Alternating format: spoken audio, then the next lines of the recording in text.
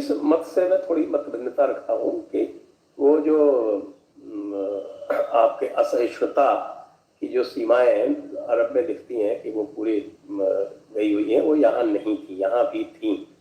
क्योंकि सूफीवाद भी दो तरह का है, एक वो अली वाला है और एक दूसरा फारूकी वाला है। कोई नहीं है, एक ही है।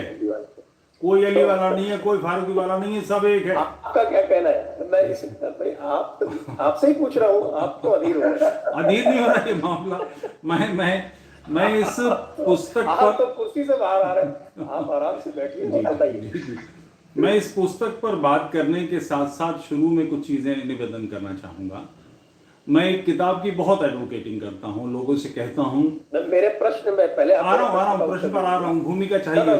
पहले प्रश्न का उत्तर, फिर आप अपनी आगे बात। जो मुझे कुछ तथ्य रखने पड़ेंगे, मैं आ रहा हूँ उसी विषय पर। आप मुझे थोड़ी सी मेरे लिए छूट दे दें मेरे हिसाब से बात करने के लिए। मैं इस एक बड़ी महत्वपूर्ण पुस्तक है अली सिन्हा जी की अंडरस्टैंडिंग मोहम्मद, जिसका अंग्रेजी, हिंदी और उर्दू में अनुवाद उपलब्ध है।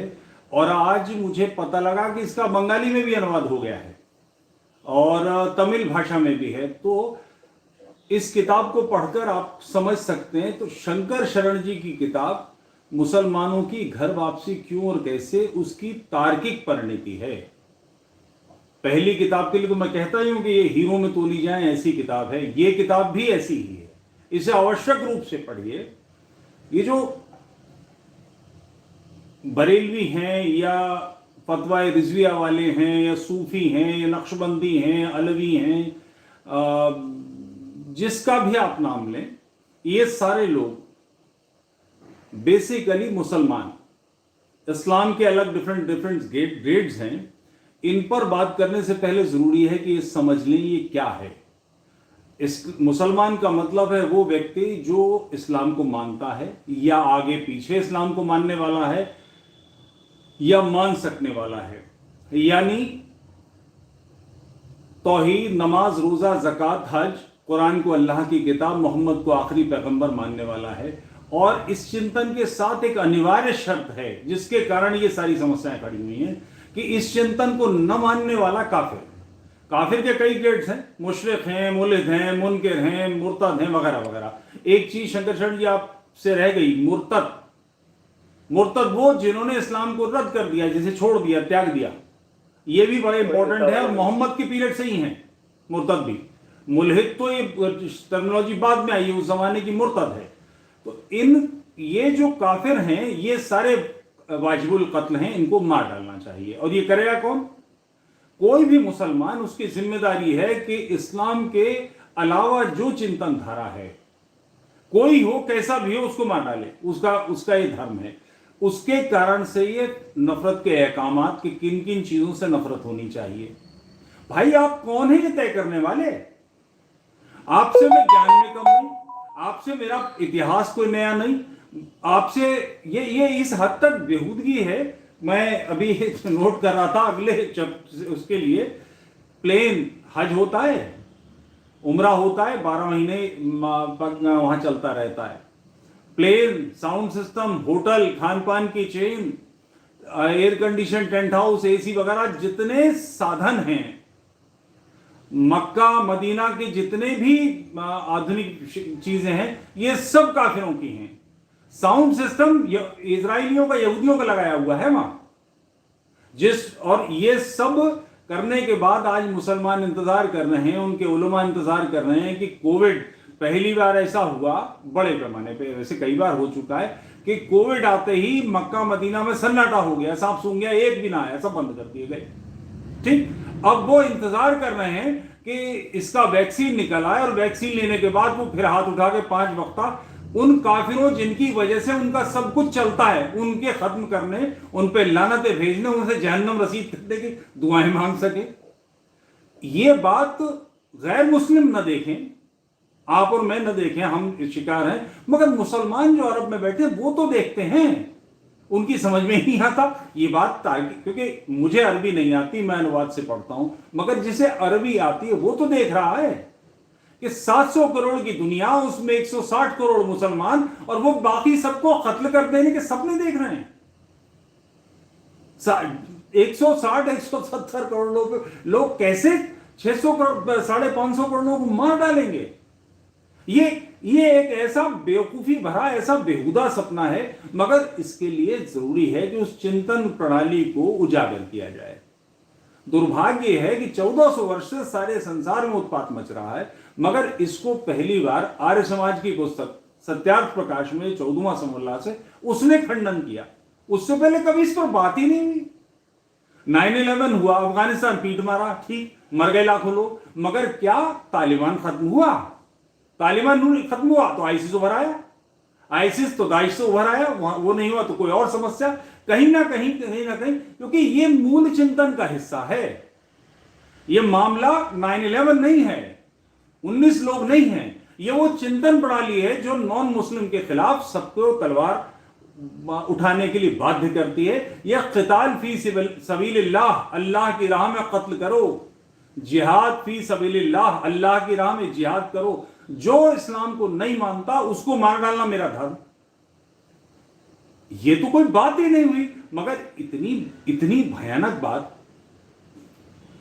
माफिया में आप एंटर तो अपनी मर्जी से हो सकते हैं, माफिया गिरोह में, मगर उससे निकल नहीं सकते। एक बार घुस गए तो जीते जी नहीं निकल सकते। तो ये माफिया गिरोह चल कैसे रहा है? चुनौतियां क्यों नहीं देते?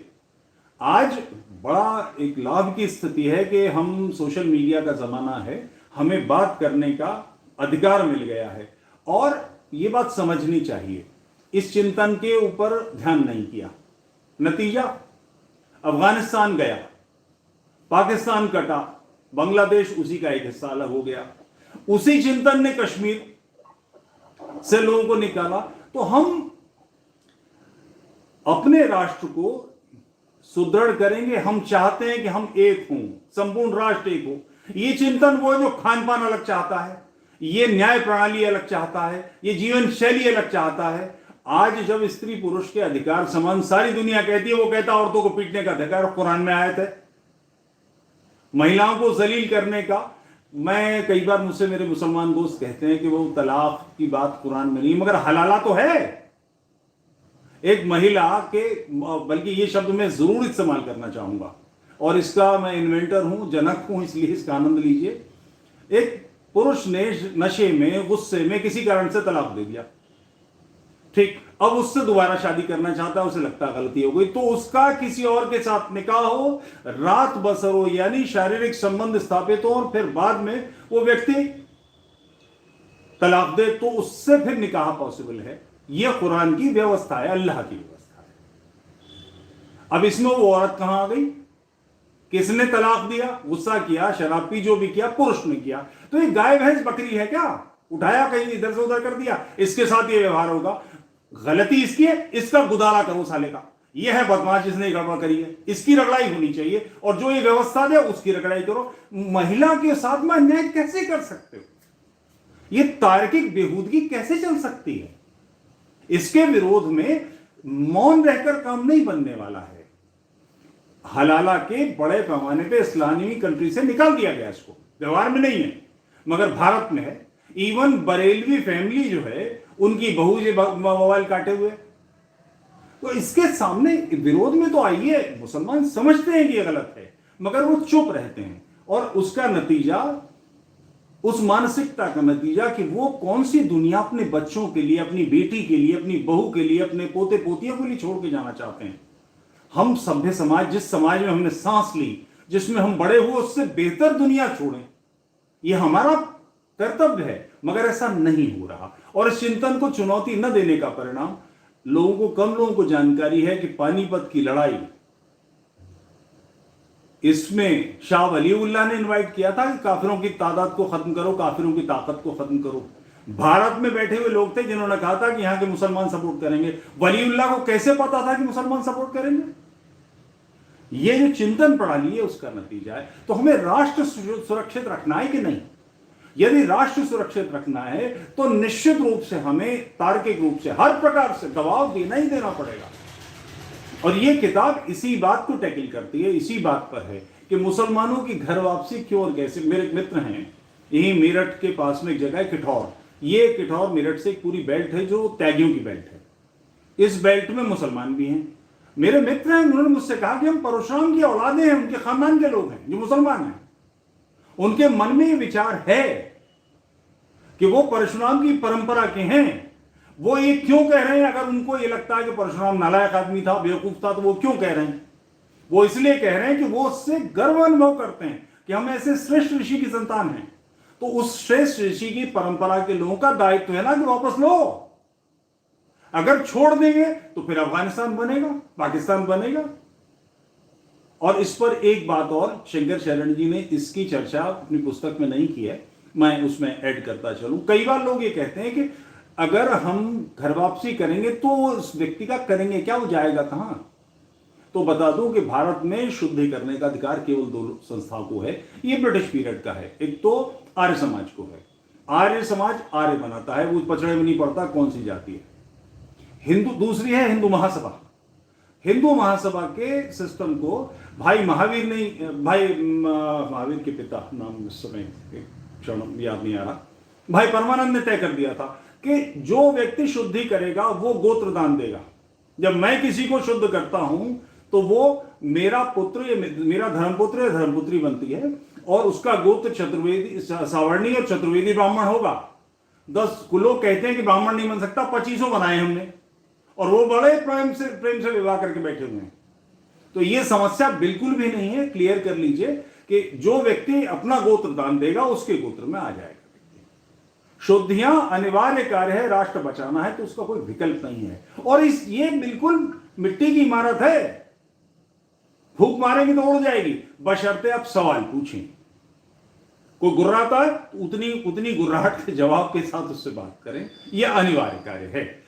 तो जो आप बात कह रहे थे कि ये सूफी नक्शबंदी सिलसिला है, भारत में जो पहला व्यक्ति आया था 712 में, उसने जो यहां से पत्र लिखे वो उपलब्ध हैं कि काफिरों के सारे बुतखाने मिस्मार कर दिए गए। बुत परस्त लोगों के गले में गाय के गले काट के और उनकी आंतें गले में डाल दी गई। ये क्यों किया?